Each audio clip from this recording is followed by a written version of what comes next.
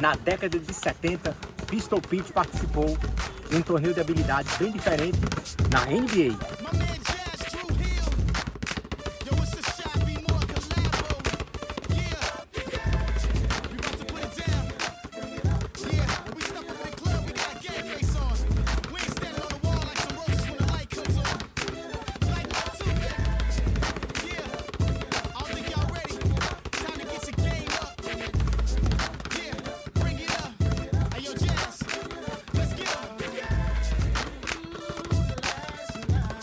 Hoje vamos recriar os movimentos desse desafio para vocês. Bora lá!